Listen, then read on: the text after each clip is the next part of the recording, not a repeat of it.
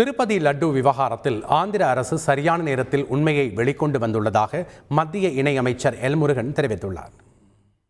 அரசாங்கம் ஒரு சரியான முடிவை எடுத்து சரியான நேரத்தில் இந்த ஒரு மிகப்பெரிய ஒரு உண்மையை வெளியே கொண்டு வந்திருக்கிறார் மரியாதைக்குரிய திரு சந்திரபாபு நாயுடு அவர்கள்.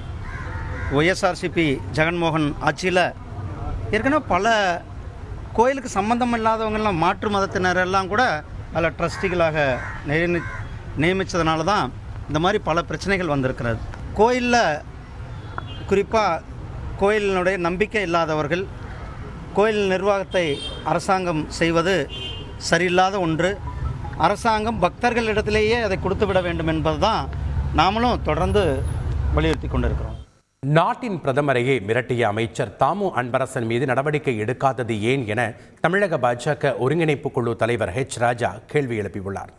குற்றச்சாட்டிலிருந்து அந்த கம்பெனி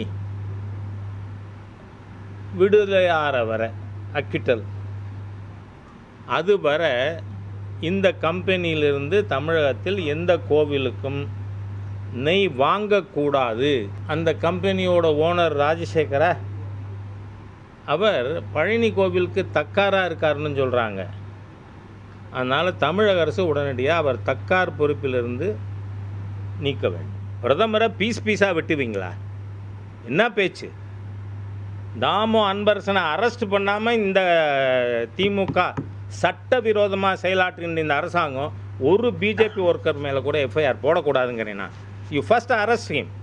ஒரு பிரைம் மினிஸ்டரை பீஸாக வெட்டுவேன்னு ஒரு ஆள் பேசுவார், அவர் மந்திரியாக இருப்பாரா? செய்திகளை உடனுக்குடன் தெரிந்து கொள்ள உடனே சப்ஸ்கிரைப் பண்ணுங்க.